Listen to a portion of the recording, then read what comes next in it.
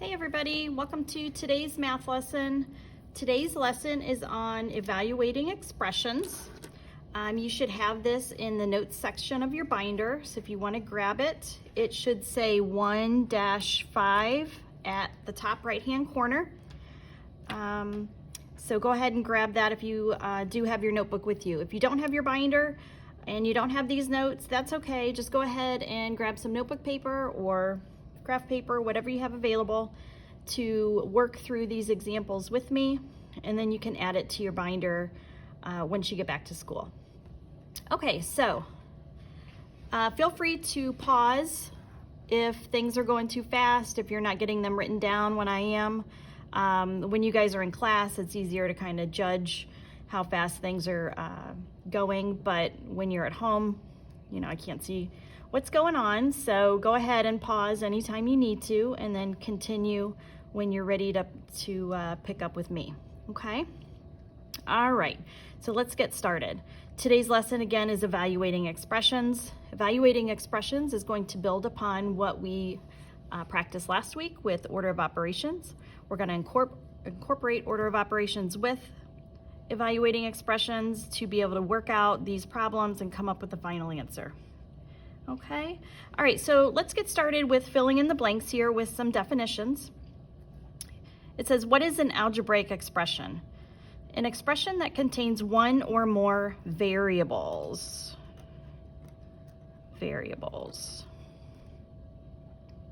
So in order to evaluate, and what does evaluate mean? Well, evaluate means to come up with a final answer. So in order to evaluate, we have to substitute the variables with their given values, then follow the order of operations.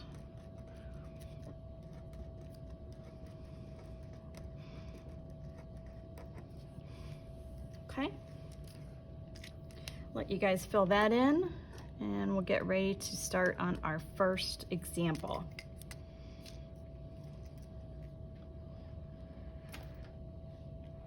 Okay, just a reminder that we are going to be using order of operations today. That's PEMDAS. If you want to write that in the blank space on the left-hand side as a reminder, that's very helpful. Remember, P stands for parentheses, but it could also be absolute value. Those are your grouping symbols, or absolute value, okay? Exponents come next, or remember that could also be like your radical, square root, cube root, things like that. Then you have multiply and divide. Remember, those are on the same level. You always do them from left to right. Same with add and subtract. Those are also on the same level. Those come at the end, but if you have them both in your number sentence, then you also do them left to right. Okay, quick little review there on order of ops. All right, let's go ahead and start with example 1. If you're writing this down, the problem is 7x plus 4y if x equals 5 and y equals -3. So what they're giving to us this time is values for each variable. So what we have to do is substitute those in, or another way you could say it is plug it into the variables. Remember, when a number and a variable is right next to each other, that means to multiply. Okay, so we'll go ahead and substitute that in. That first step is only substituting. There's really no math involved. Okay, so we're just going to rewrite those. So it'll be 7 times the value of x, which is 5, plus 4 times the value of y, which is -3. Okay, now we're ready to follow our order of operations. What do we see here? I see multiplication, addition, and some more multiplication. So on our PEMDAS here, we know that multiplication is higher on the list than addition, so we're going to multiply first. 7 times 5 is 35, plus 4 times -3 is -12. Okay, now all we have left to do is add. So we're going to add 35 plus -12. Remember, that's the same thing as 35 minus 12, and we get a final answer of 23. So we funneled that down till we got to our final answer. Okay. All right, great. That one was pretty easy. Let's drop down to number 3, okay? So our problem is 4m squared plus 5m if m equals -2. Okay, so remember, the very first step is just substituting. Don't do any math yet. Just put in that value of m. So 4 times -2 squared plus 5 times -2. All right, so let's check out our order of operations. I see multiply, I see an exponent, addition, and some more multiplication. So on our PEMDAS here, we are definitely going to E, which is exponent. I need to do that first. Now, just a note to help you understand exponents with negative bases. Our base is -2, the exponent is a +2. We all know how to put that into our calculator. We were doing that last week. But what I want you guys to be aware of is that when you have a negative base like we do here, if you're going to put that into your calculator, it's absolutely essential that you use parentheses around the entire -2.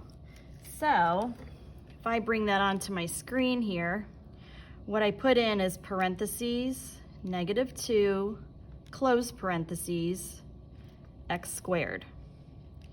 And we get a +4, which is the correct answer. Now, let's see what happens when I don't use parentheses. I'm going to clear it out. So if I just put in -2 squared, just like that with no parentheses, what do we get? We actually get -4. Okay, so that's the wrong answer because -2 times -2 is +4. So what your calculator here is seeing is your calculator says, okay, I'm supposed to raise 2 to the second power, which is 4, and now it's negative. Well, that's not what we want. We want the entire -2 raised to the second power. So just make sure you use parentheses anytime you have a negative base like we do here. Okay, so let's go ahead and keep going. So it's 4 times, we just saw that it's +4, -2 squared. And then we'll rewrite the rest. Just do one step at a time. I see multiply, add, multiply. I'm going to do multiply first.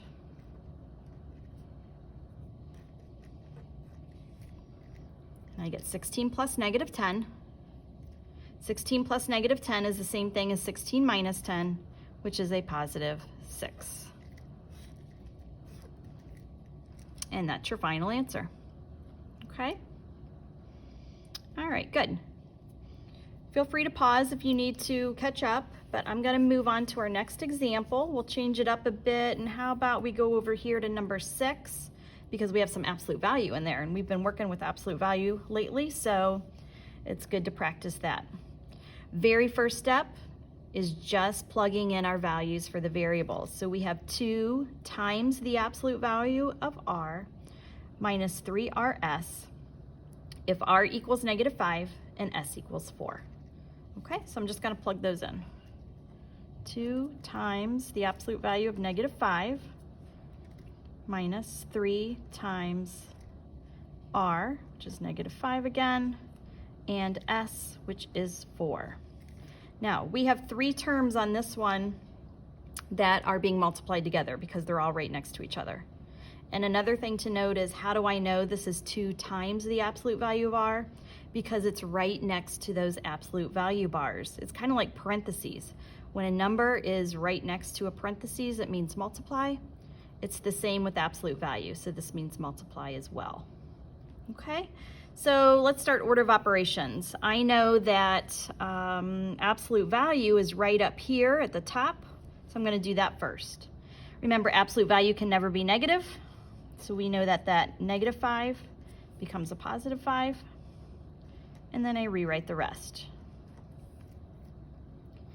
Okay, scanning across here, I see multiply, subtract, and some multiplication. All right, so I'm going to do multiply here, 2 times 5, which is 10, minus 3 times 5, which is 15,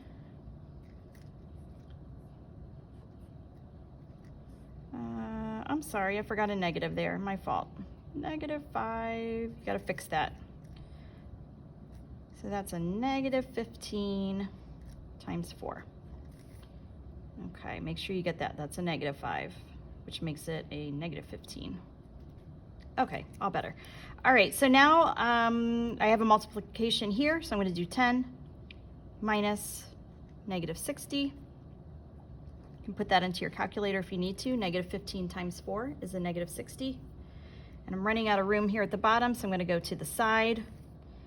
But remember, when you have subtracting and negative, those two right next to each other, boom, boom, they both become positive. 10 plus 60 is 70 for a final answer. Okay. All right.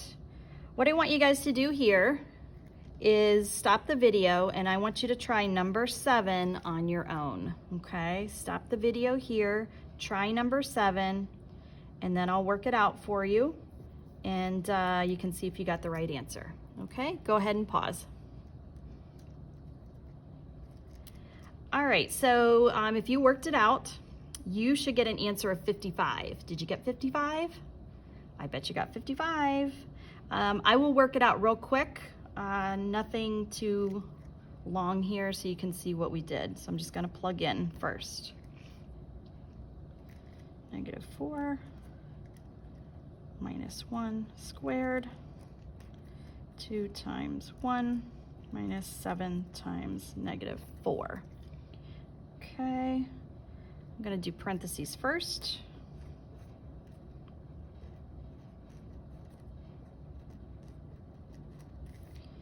Exponents next.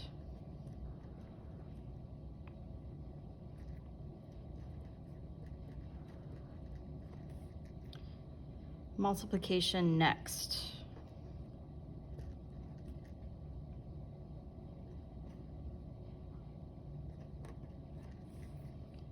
Now I have, all I have is add and subtract, left to right. You can do it on your calculator, you can do mental math.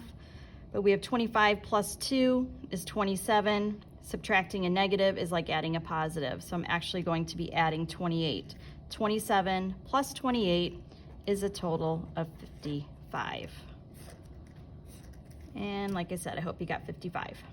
Okay. All right, let's go ahead and go to the next page. As you know, once we get to that second page, they start to get a little more challenging.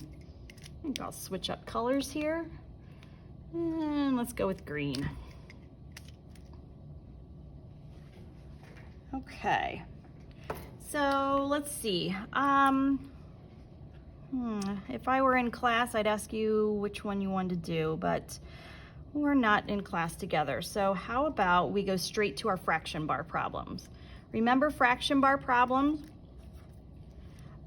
Treat them like two separate problems. So you have the top that you want to simplify, and the bottom you want to simplify separately until you get to the very end. But of course, just as we were doing before, the very first step is just substitute in your values. Don't do any math yet, okay?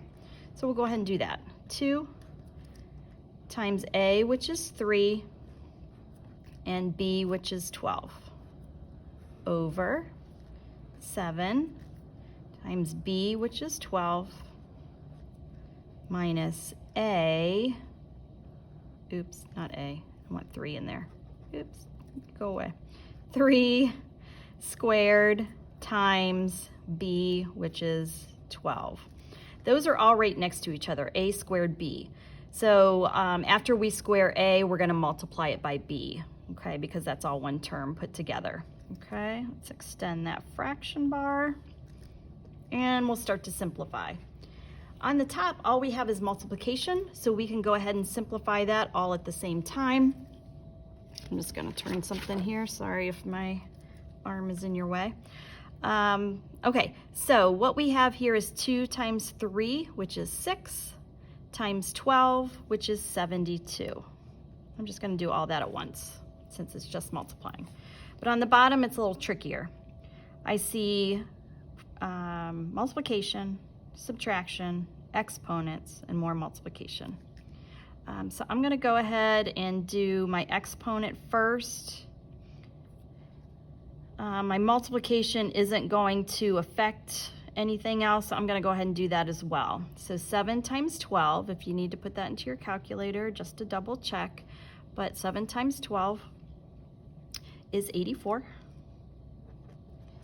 minus 3 squared, which is 9, times 12. Okay. All right, rewrite the top. Let's start simplifying the bottom. 84 minus 9 times 12, getting big there with our 12 numbers. That's actually 108. Keep going. 72 over 84 minus 108.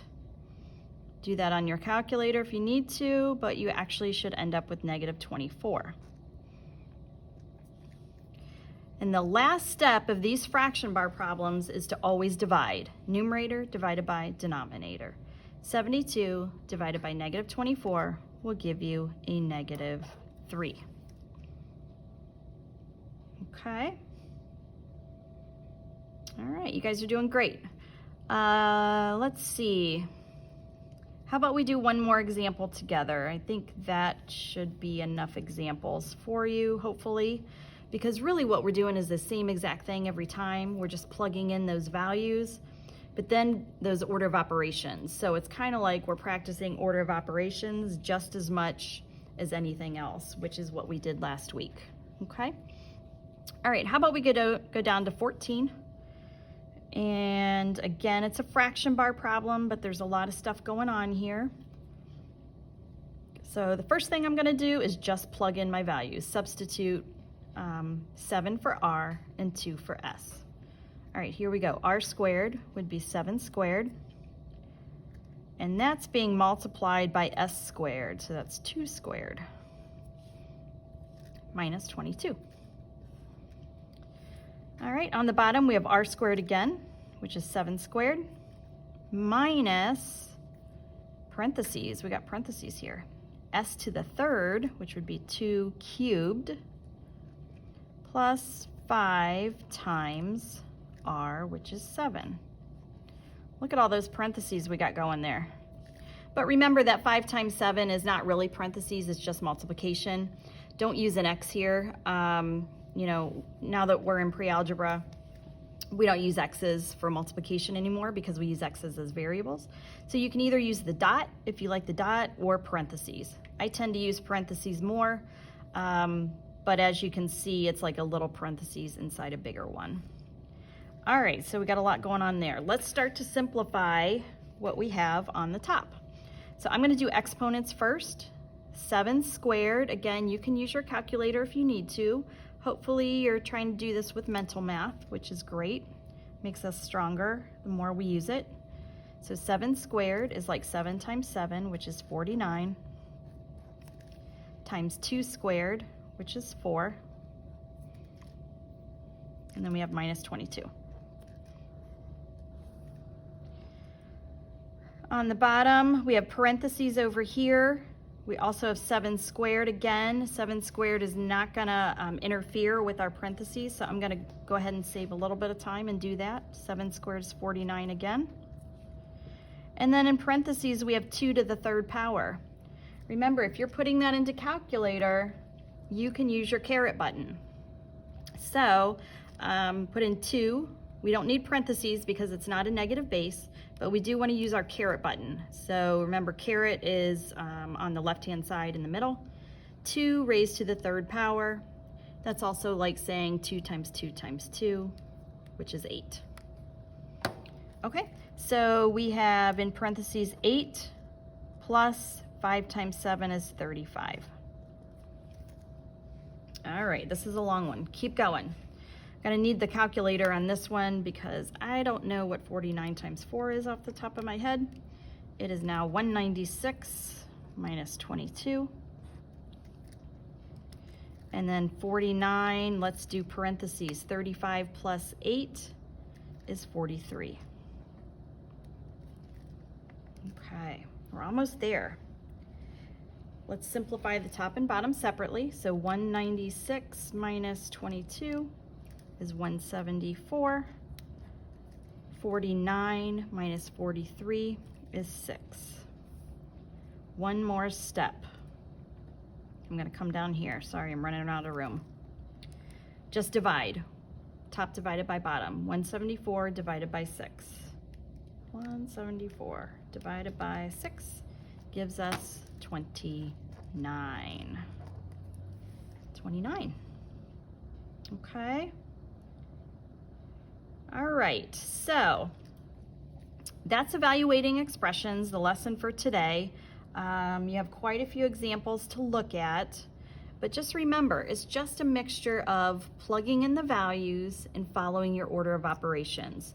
The more steps you show, the better chance you have of getting a right answer. Try not to take too many shortcuts. I know 8th graders love to make it as short as possible, but I'm telling you, when you're working through these challenging 8th grade order of operations problems, I can't express enough how important it is to kind of slow down, just do one step at a time until you get down to that final answer. Okay? All right, so your homework for this lesson is in the homework section of your binder. It is the one attached to order of operations. Yes, order of operations. So let me see if I can find that for you real quick.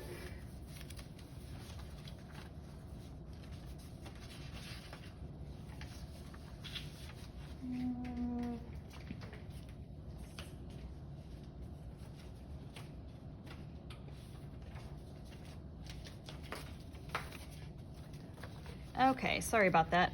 All right, so your homework, the first side is order of operations. That's homework 8. So all it is order of operations, just practicing that, your PEMDAS, nothing to substitute in. And then the next page is on the back, is homework 9, evaluating expressions. So you're practicing plugging these in and then working them all out, okay? So this homework is due when you come back to school and see me, and we'll go over it. So bring it back to school with me. I'm sorry, with you, not with me. I will also post it online just in case you don't have it at home. I'll put it in Google Classroom, and you can either copy down the problems on notebook paper or graph paper or print it out and work it out that way. Okay, so this assignment is due on the day you come back to school. All right, I hope you guys are doing well. Please email me if you have any questions at all. Send me a message through Google Classroom. I'm here to help in whatever way you need. And stay safe, and I'll see you guys soon. Bye.